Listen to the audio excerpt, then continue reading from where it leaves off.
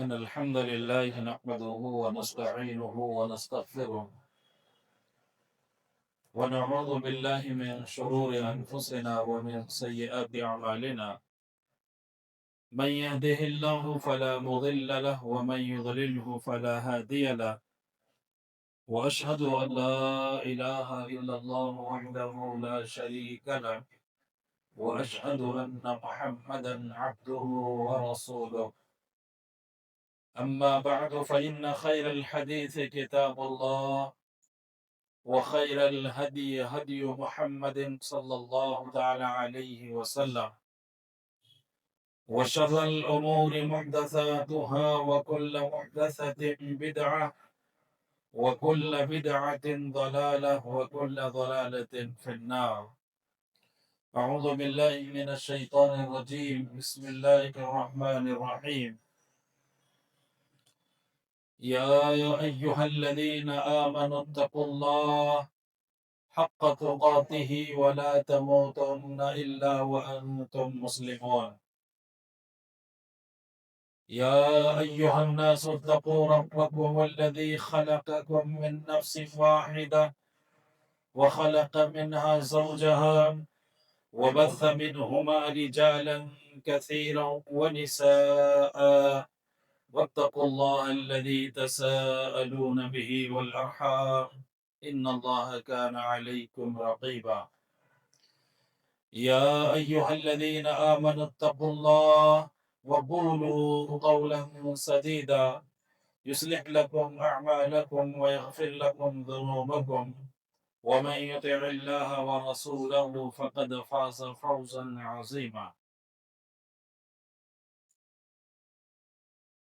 معزز سامعین، خواتین اسلام، اللہ رب العالمین کا بے انتہا احسان و کرم ہے ہمارے اوپر کہ اللہ تبارک و تعالی نے ہم سب کو یہاں مل بیٹھ کر کتاب اللہ اور سنت رسول کی باتیں سننے کی توفیق بخشی ہے۔ یہ بڑی فضیلت کی بات ہے کہ ہم اللہ کے گھر میں جمع ہو کر کے اللہ کا ذکر کریں، تو اللہ تبارک و تعالی ایسی محفلوں کا تذکرہ فرشتوں کے سامنے کرتا ہے۔ فرشتوں کے سامنے اللہ تبارک و تعالی فخریہ انداز میں، یعنی کہ فخر کے طور پر کہتا ہے کہ میرے بندے میرے گھروں میں سے بعض گھروں میں بیٹھ کر کے میرا ذکر کر رہے ہیں، تو اللہ تبارک و تعالی فرشتوں کے سامنے ہمارا تذکرہ کرتا ہے۔ یہ بڑی فضیلت کی بات ہے۔ معزز سامعین، میں کوئی لمبی چوڑی تقریر آپ کے سامنے نہیں کروں گا، چونکہ مہمان خصوصی فضیلت الشیخ اعجاز احمد ندوی حفظہ اللہ تشریف فرما چکے ہیں، اور انہی کا خطاب ہم سب سنیں گے۔ چونکہ وقت کافی ہے، اس لیے 10-15 منٹ میں کچھ وقت آپ کے سامنے لوں گا۔ اللہ کے نبی صلی اللہ علیہ وسلم کی ایک حدیث ہے جو ترمذی کی ہے۔ حدیث اس طرح سے ہے کہ اللہ کے نبی صلی اللہ علیہ وسلم نے حضرت ابو ہریرہ رضی اللہ عنہ سے کہا کہ کون ہے جو مجھ سے کچھ کلمات سیکھے؟ تو انہوں نے کہا کہ اللہ کے نبی، میں ان کلمات کو سیکھوں گا، اس کے اوپر عمل کروں گا۔ تو اللہ کے نبی صلی اللہ علیہ وسلم نے فرمایا، اتق المحارم تکن اعبد الناس۔ 5 چیزوں کے بارے میں اللہ کے نبی نے فرمایا۔ تو پہلا فرمایا کہ اتق المحارم تکن اعبد الناس، وارض بما قسم اللہ لك تکن اغنى الناس، واحسن الى جارك تکن مؤمنا، واحب للناس ما تحب لنفسك تکن مسلما، ولا تقصر الضحك فإن كثرة الضحك تميت القلب۔ ترمذی کی روایت ہے۔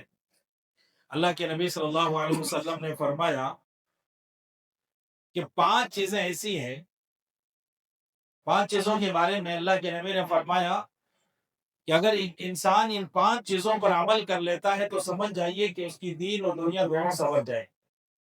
آپ صلی اللہ علیہ وسلم نے سب سے پہلے تو یہ کہا کہ حرام کاموں سے پرہیز کرو، سب سے زیادہ عبادت گزار بن جاؤ۔ عبادتوں کے دار و مدار حلال چیزوں پر ہے۔ ایک انسان اگر حرام کھاتا ہے ساتھ میں وہ عبادتیں بھی کرتا ہے تو ان عبادتوں کی کوئی اہمیت نہیں ہے اللہ کے نزدیک۔ ایک انسان عبادت تو کرتا ہے لیکن حرام چیزوں سے نہیں بچتا ہے تو وہ متقی کیسے بنے گا؟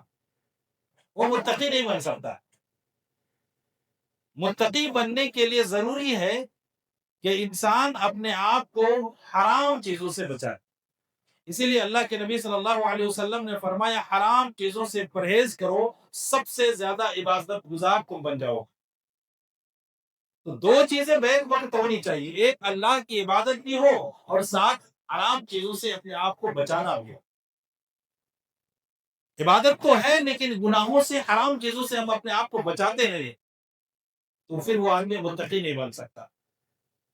ضروری ہے کہ انسان کے لیے دو چیزیں ہوں، ایک اللہ کی عبادت بھی ہو اور ساتھ میں وہ حرام چیزوں سے بچتا بھی ہو۔ دوسری چیز اللہ کے نبی نے فرمایا اللہ کی تقسیم پر راضی ہو جاؤ، تم لوگوں سے بے پرواہ ہو جاؤ گے۔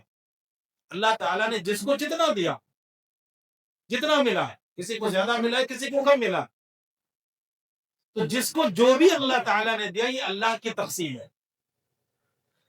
انسانوں نے تقسیم نہیں کیا ہے کہ کس کو کتنا ملنا ہے کس کو کتنا نہیں ملنا ہے، یہ رب کی تقسیم ہے۔ اللہ کہتا ہے کہ اللہ کی تقسیم پہ اگر تم راضی ہو جاؤ گے تو تم لوگوں سے بے پرواہ ہو جاؤ گے، لوگوں کے سامنے تمہیں ہاتھ پھیلانے کی ضرورت نہیں پڑے گی۔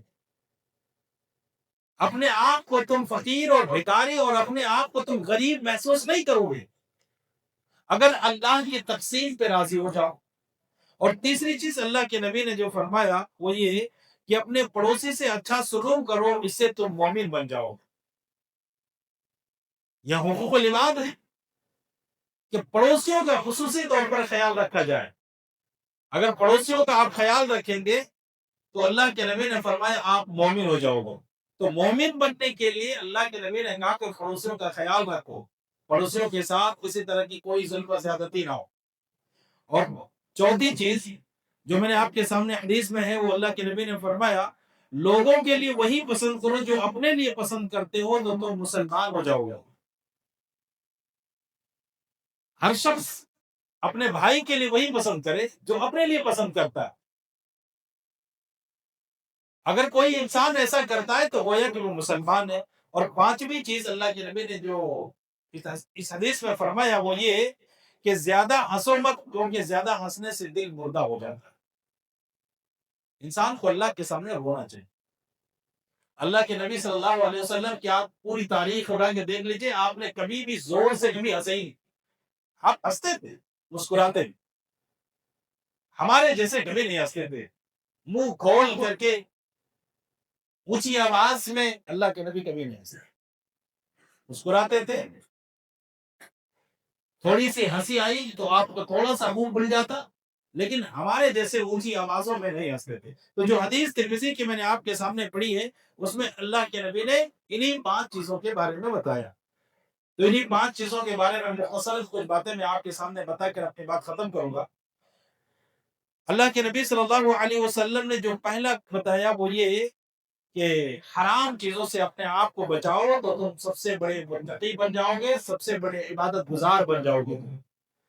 اللہ تبارک و تعالی نے بھی فرمایا قل انما حرم ربی الفواحش ما ظہر منها وما بطن۔ اللہ تبارک و تعالی نے حرام قرار دیا ہے ہمارے لیے ان تمام برائیوں کو، چاہے وہ ظاہری ہو چاہے وہ باطنی ہو۔ ہر وہ چیز، ہر وہ برائی ہے، چاہے ہم چھپ کے کریں چاہے اعلانیہ کریں، چاہے ہم گھر میں تنہائی میں کریں چاہے لوگوں کے سامنے کریں، اللہ تبارک و تعالی نے ان تمام برائیوں کو ہمارے اوپر حرام قرار دیا ہے۔ تو ان برائیوں سے اگر ہم بچیں گے تو متقی بنیں گے، ان برائیوں سے اپنے آپ کو بچائیں گے تو سب سے بڑے عبادت گزار بنیں گے۔ آج اکثر ہوتا یہ ہے کہ محفلوں میں تو ہم برائیوں سے اپنے آپ کو بچانے کی کوشش کرتے ہیں لیکن تنہائیوں میں بہت کم بچ پاتے ہیں۔ تو اللہ کا ڈر تو ہر وقت ہونا چاہیے۔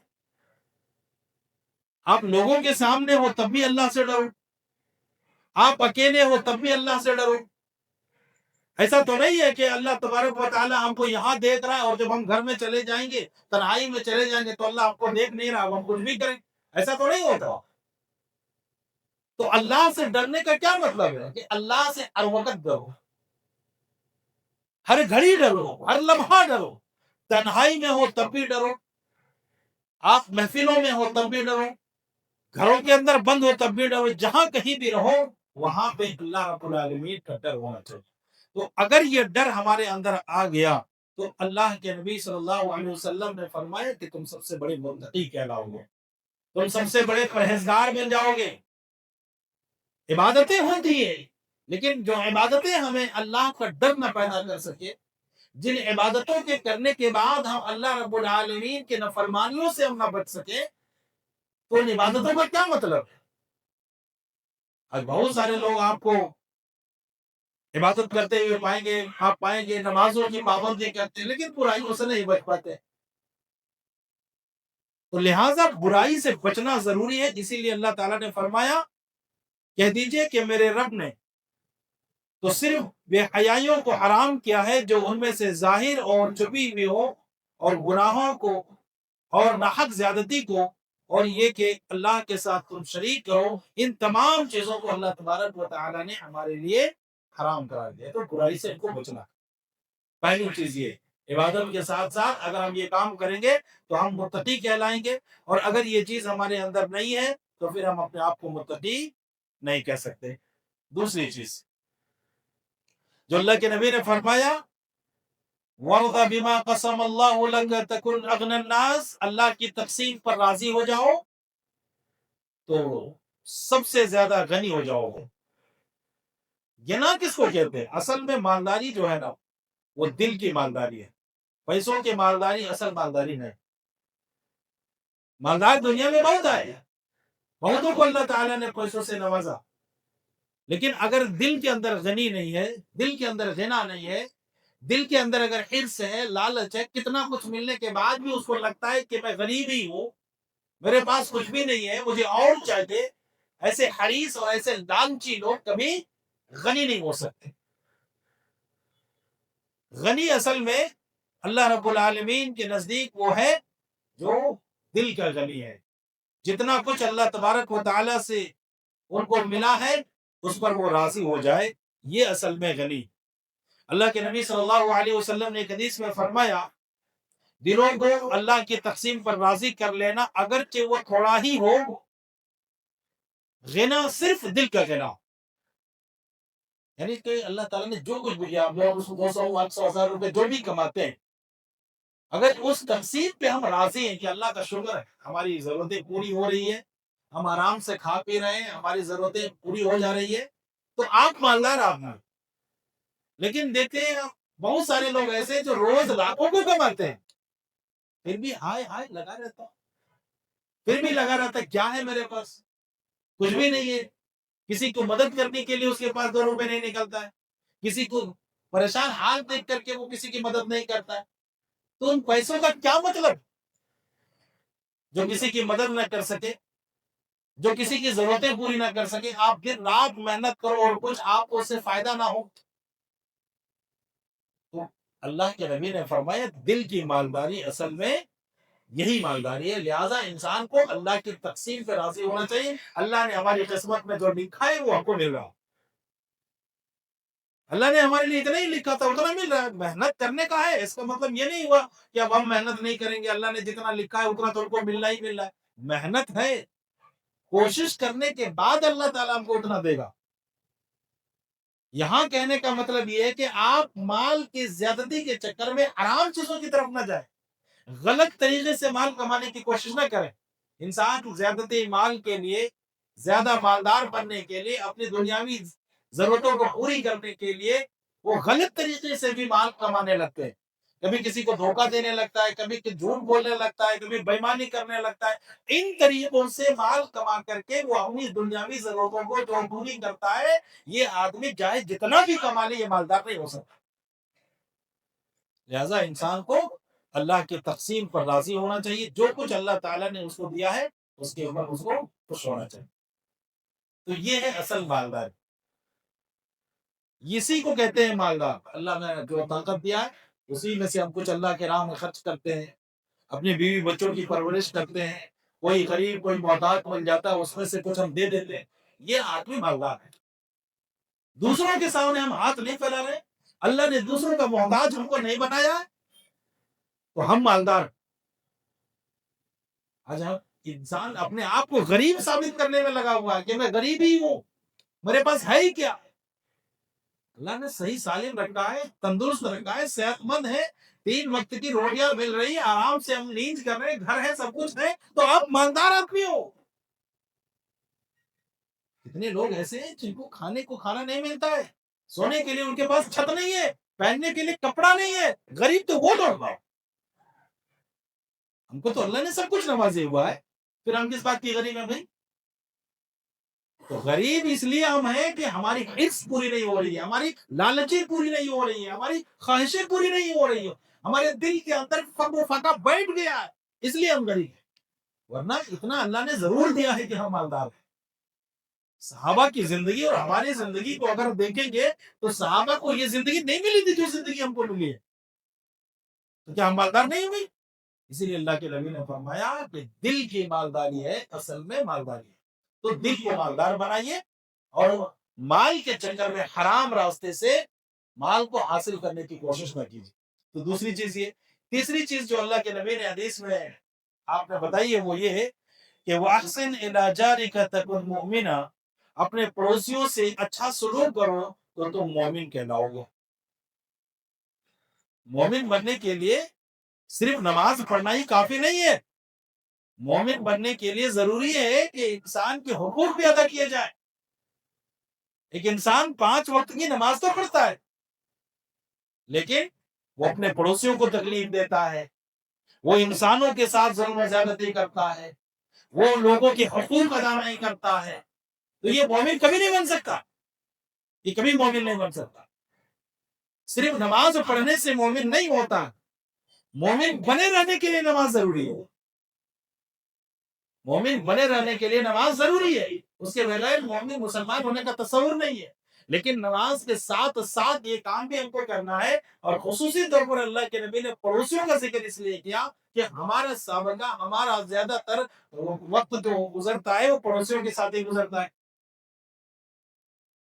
تو کبھی پڑوسی کو تکلیف نہیں دینا چاہیے۔ اسی لیے اللہ کے نبی صلی اللہ علیہ وسلم نے ایک حدیث میں فرمایا واللہ لا یؤمن واللہ لا یؤمن واللہ لا یؤمن، اللہ کے نبی نے 3 بار قسم کھا کر کے کہا کہ اللہ کی قسم وہ مومن نہیں ہے، اللہ کی قسم وہ مومن نہیں ہے، اللہ کی قسم وہ مومن نہیں ہے۔ صحابہ نے پوچھا اللہ کے نبی کون مومن نہیں ہے؟ آپ صلی اللہ علیہ وسلم نے فرمایا جس کا ہمسایہ اس کی تکلیف سے محفوظ نہیں ہے وہ مومن نہیں۔ اب یہ آدمی کا نماز نہیں پڑھتا ہوگا، کیا یہ روزہ نہیں رکھتا ہوگا؟ کس کے بارے میں اللہ کے نبی کہہ رہے ہیں؟ وہ مسلمان کے بارے میں کہہ رہے ہیں، یہ کلمہ پڑھنے والے، نماز پڑھنے والے کے بارے میں کہہ رہے ہیں کہ یہ مومن نہیں ہے۔ کیوں؟ کیونکہ ان کے ہاتھوں سے ان کے پڑوس محفوظ نہیں، ان کے ہاتھوں سے ان کے بازوں میں رہنے والے لوگ، اور پڑوس میں ضروری ہے کہ خالی مسلمان ہی ہو؟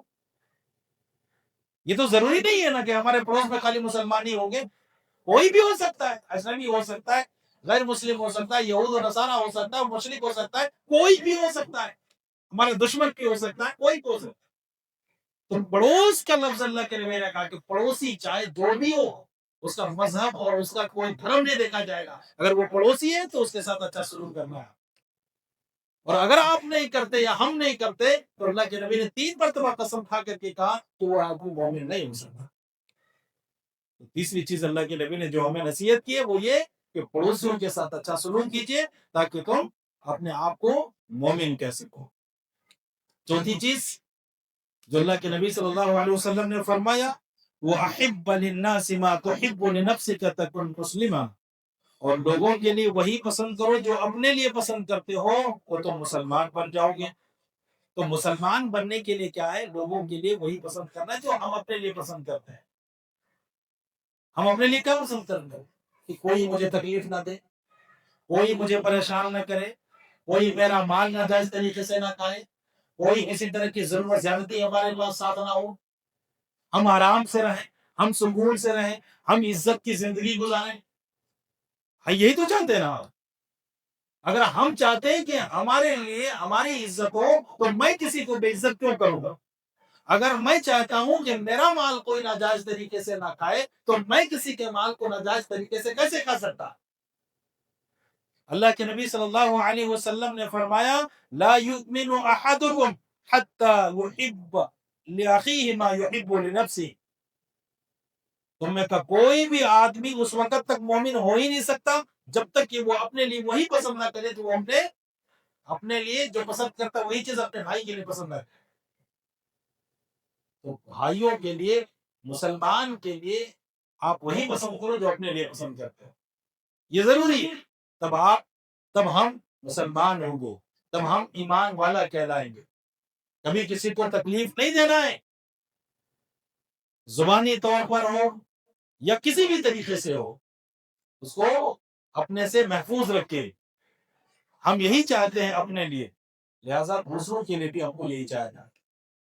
تو جب یہ کام ہم کریں گے تب ہم مسلمان کہلائیں، تب ہم ایمان والا کہلائیں گے. پانچویں چیز بتا کر اپنی بات ختم کر رہا ہوں. اللہ کے نبی صلی اللہ علیہ وسلم نے جو کہا کہ وہ تم زیادہ ہنسا مت کرو، کیونکہ زیادہ ہنسنے سے دل مردہ ہو جاتا ہے.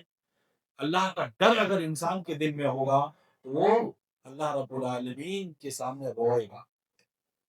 آنسو اللہ کو بڑا پسند ہے، ہنسی اللہ کو زیادہ پسند نہیں ہے. یہ آنکھوں سے آنسو کے جو قطرے گرتے ہیں یہ اللہ کو بہت پسند ہے.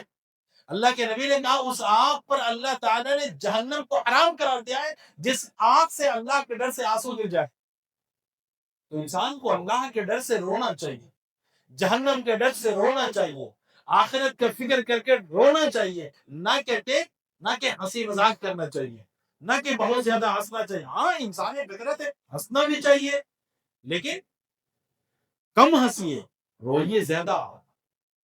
اور ہنسنے کے بھی ایک آداب ہے. میں نے آپ کو شروع میں بتایا کہ اللہ کے نبی صلی اللہ علیہ وسلم بھی ہنستے تھے، لیکن آپ تو ہنسی میں ہماری جیسی ہنسی نہیں تھی کہ پورے منہ کھول کر کے آوازیں لگا کر کے اللہ کے نبی ہنستے ہو. مسکرانا اچھی بات ہے، خوشحال رہنا اچھی چیز ہے، ہنستے رہیے، ہنسی خوشی سے زندگی گزاریے، اللہ کو پسند ہے. نہیں تو بہت تیز آواز کر کے ہنسنا اور صرف ہنسی مذاق میں ہی زندگی گزار دینا اور اللہ کے ڈر سے کبھی نہ رونا، اللہ کے خوف سے آنکھوں سے آنسو نہ گرانا، یہ ہمارے لیے بے وقوفی کی بات نہیں. لہٰذا جس کے دل میں اللہ کا ڈر ہوگا وہ اللہ رب العالمین کے سامنے روئے گا. یعنی اللہ کے نبی اور اللہ تعالیٰ ہمیں یہ کہہ رہے ہیں کہ روئیے زیادہ اور ہنسیے کم. یعنی ہنسنا ہے لیکن کم ہنسیے، روئیے زیادہ، آخرت کی فکر کرنی ہے. اگر یہ 5 چیزیں ہم اپنے اندر داخل کر لیتے ہیں، ان 5 چیزوں کو ہم اپنے اندر سمو لیتے ہیں، اس کو ہم اپنی زندگی میں نافذ کر لیتے ہیں، تو انشاءاللہ ہماری دین اور دنیا دونوں سمجھ جائیں گے. انشاءاللہ ہم پکے سچے مومن بن جائیں گے. اللہ رب العالمین کے نزدیک ہم اللہ کے محبوب بندوں میں شمار کیے جائیں گے. تو یہی مختصر سی باتیں تھیں جو میں نے آپ کے سامنے بیان کیا. میں اللہ سے دعا کروں گا کہ الہ العالمین ہم تمام کو کتاب اللہ اور سنت رسول پہ چلنے کی توفیق عطا فرما. الہی جب تک دنیا میں زندہ رہ، ایمان و اسلام پر زندہ رہ، جب خاتمہ فرما ایمان بالخیر خاتمہ فرما. وآخر دعوانا ان الحمد للہ رب العالمین.